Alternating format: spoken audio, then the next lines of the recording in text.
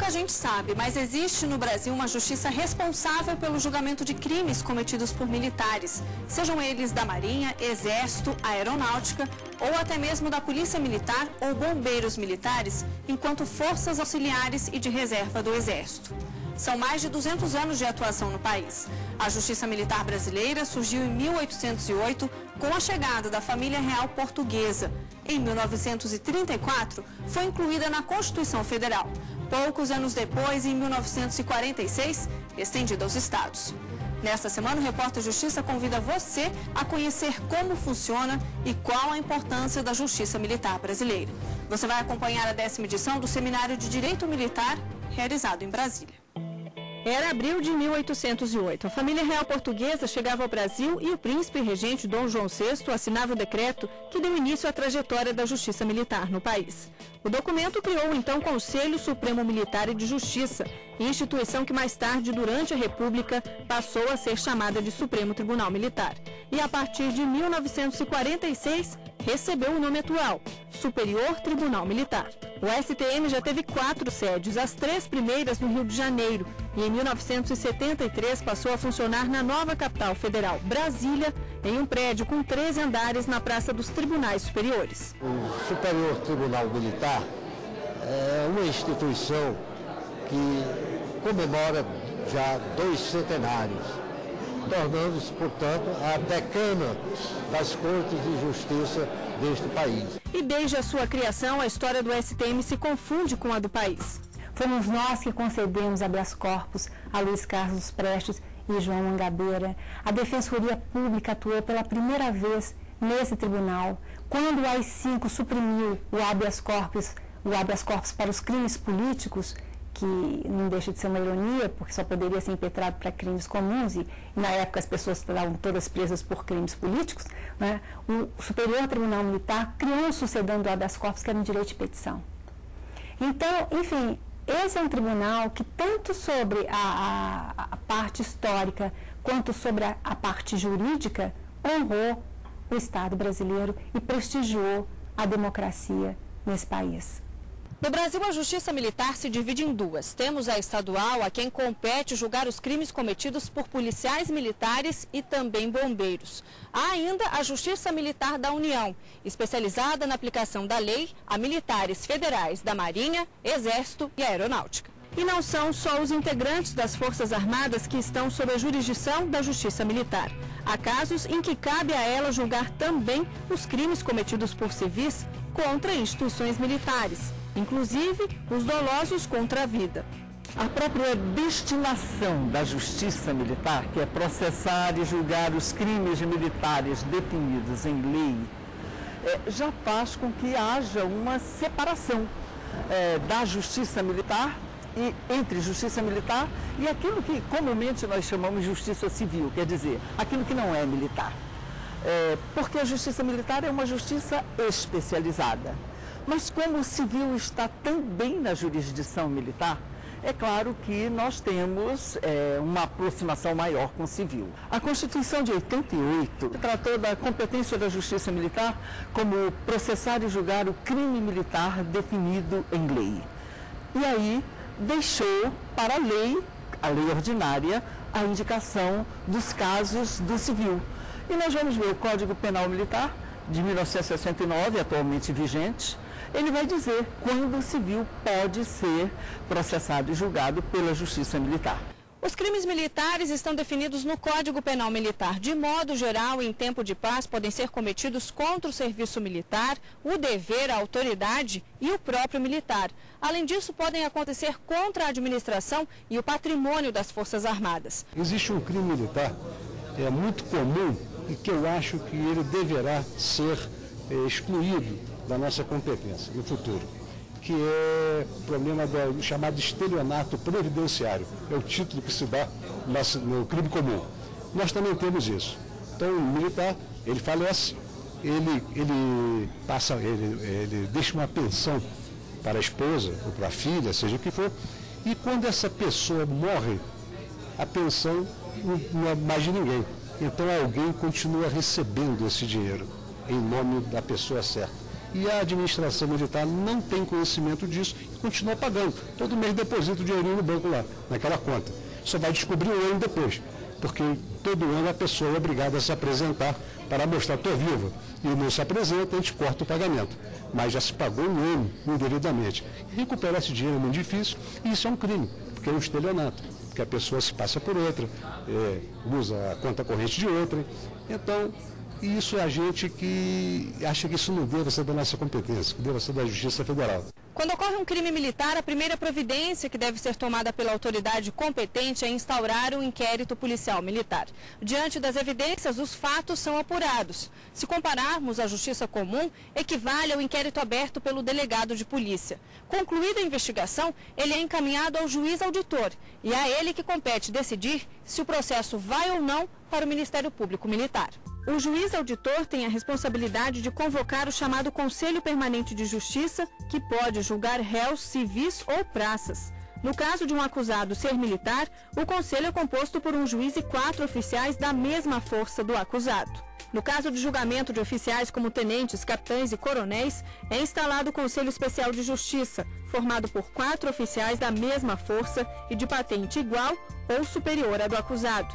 Desde que mais antigo no cargo, ao lado do juiz auditor, eles promoverão o julgamento, que ocorre em salas de sessões como esta, onde há lugar para réu, testemunhas, advogados e representantes do Ministério Público.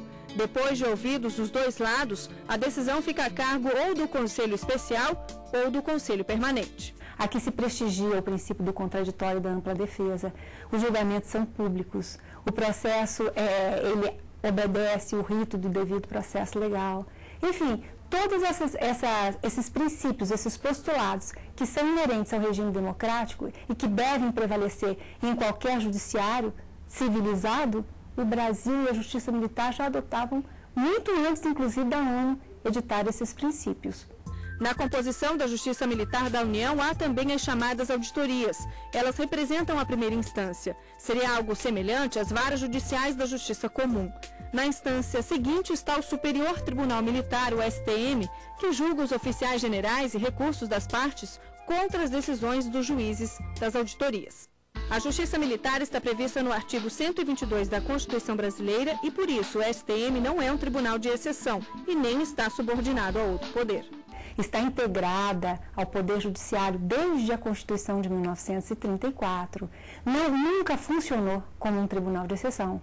Os nossos magistrados, aqueles da primeira instância, são ingressos por concurso público de prova de títulos e os ministros do Superior Tribunal Militar, eles são escolhidos segundo os critérios de nomeação fixados pela Constituição. Agora, os que estão sendo abolidos são cortes marciais. É diferente. Ou então, tribunais administrativos. O STM é composto por 15 ministros, todos nomeados pela Presidência da República. São escolhidos 3 oficiais generais da Marinha, 4 oficiais generais do Exército, 3 oficiais generais da Aeronáutica. Todos estão na ativa e ocupam o posto mais elevado da carreira. 5 civis também são indicados, precisam ter mais de 35 anos. 3 são advogados e 2 juízes auditores, além de membros do Ministério Público Militar. As indicações devem ser aprovadas pelo Senado Federal. A atuação da Justiça Militar da União foi amplamente discutida durante o Seminário de Direito Militar realizado em Brasília. O 10º Seminário de Direito Militar, realizado pelo STM, tem como objetivo aprofundar o conhecimento sobre o direito penal e processual penal militar, suas ligações com a legislação comum e a realidade da justiça militar no mundo, olhando para o futuro, implementar o contato com os colegas de diferentes nacionalidades, com vistas a trocar informações sobre a aplicação do direito especializado em seus respectivos países, bem como estabelecer um caminho de cooperação internacional. No próximo bloco, a Justiça Militar fora do Brasil, como a troca de experiências pode ajudar na revisão do Código Penal Militar. A gente volta depois do intervalo. Há 10 anos, o Superior Tribunal Militar abre espaço para discutir o direito na área. É a oportunidade de reunir especialistas, aprimorar a aplicação desse direito. Militares, civis e estrangeiros discutiram habeas corpus, a justiça militar na atualidade, a revisão dos códigos penal e de processo penal e a prisão preventiva, durante mais uma edição do Seminário de Direito Militar, realizado em Brasília. A cada 2 anos, eles se reúnem para aprofundar os conhecimentos sobre direito penal militar e processo penal militar. Vem gente até de fora do país para participar das discussões. Um encontro mais do que necessário, principalmente porque o material de estudo sobre o assunto não é suficiente. Argumento reforçado pelo presidente do Superior Tribunal Militar durante a abertura do evento. A importância deste evento dá-se em razão do estudo sobre o direito castrense possuir uma bibliografia relativamente escassa, restringindo-se somente às análises dos institutos penais. Por tal razão, este seminário é um excelente meio para possibilitar maior contato entre os especialistas do direito militar, fomentar a pesquisa e o intercâmbio acadêmico entre os que fazem o direito no Brasil, sejam eles magistrados, professores, advogados ou pesquisadores. E falta bibliografia. A justiça militar ainda é pouco conhecida no país. Foi feita uma pesquisa recentemente na Associação dos Magistrados do Brasil e muitos deles desconheciam, 60%, se eu não estou enganado, desconhecia como era o funcionamento e a atuação da Justiça Militar da União, que muitas vezes, inclusive, é confundida com a Justiça Militar dos Estados, que tem por competência julgar os policiais militares e os bombeiros, e não as Forças Armadas.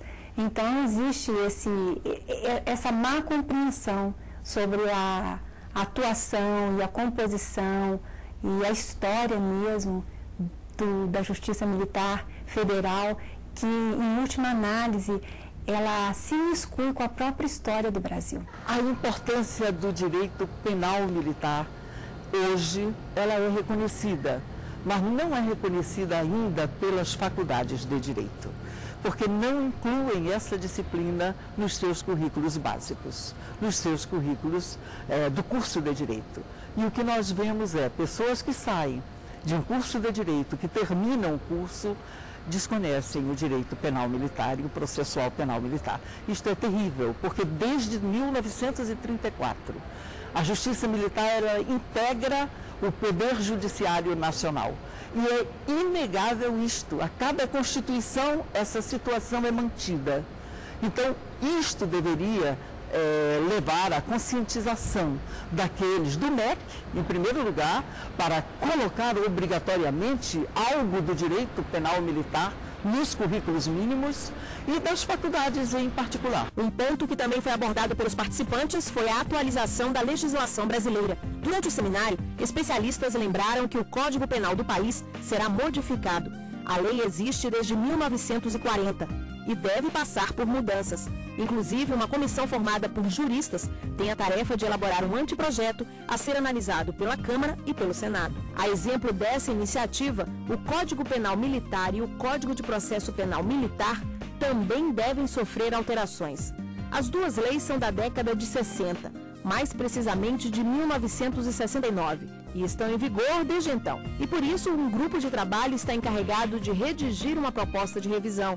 O encontro serviu para expor opiniões, sugerir, discutir o que precisa mudar para que os códigos acompanhem a atual sociedade. Nós temos, em primeiro lugar, que alterar a prisão preventiva e temos que adequá-la ao modelo da comissão de juristas, que somente admite a prisão preventiva em 2 hipóteses, para preservar a instituição criminal e para garantir a eficácia da lei penal. As outras hipóteses, garantia da ordem pública e da ordem econômica, são circunstâncias que nada têm a ver com o processo cautelar. Estão a 100 léguas de distância da cautela. A Constituição Federal de 1988 define que cabe à Justiça Militar processar e julgar os crimes militares definidos em lei. mas tramita no Congresso Nacional um projeto que busca ampliar essa competência. Nós temos o regulamento disciplinar, as 3 Forças Armadas. Está no meu Exército, o regulamento disciplinar do Exército, na Marinha, da Armada e da Aeronáutica e da Aeronáutica. E esses regulamentos, eles, vamos dizer, regulam as transgressões disciplinares e as respectivas punições, os apenamentos, entre aspas, na área disciplinar, não é criminal. E, volta e meia, existe uma proximidade muito grande entre o que é transgressão e o que é crime. Então fica, às vezes, difícil para o comandante se posicionar. E, além disso, a transgressão, como não é da área criminal, não está sob a nossa jurisdição. Então, qualquer problema assim, de inconformismo do militar que sofre uma punição, ele não vem ao tribunal, ele vai à Justiça Comum, porque lá é o fórum dele para isso aí. Então, isso cria uma dificuldade muito grande em termos de hierarquia e disciplina. Em meio às reflexões sobre o Código de Processo Penal Militar, falou-se também no princípio do duplo grau de jurisdição. Ele permite que uma causa já julgada em instância inferior seja revisada. Mas será que não dá para nos regimentos internos desses egrégios tribunais, STM, STF, STJ, TRF, TJ, TJM, nos estados que possuem, Minas, São Paulo e Rio Grande do Sul, se adotar o duplo grau de jurisdição também, que custa, por exemplo, general, no crime militar, ser julgado por uma turma com direito a recurso ao pleno. Que custa o ministro, um deputado federal, um senador, ser julgado por uma turma do Supremo com direito a recurso ao pleno. Isso é um profundo respeito ao duplo grau de jurisdição. A seguir, como as discussões do Seminário de Direito Militar podem resultar em mudanças na Justiça Militar brasileira. Eu volto depois do intervalo. Até já.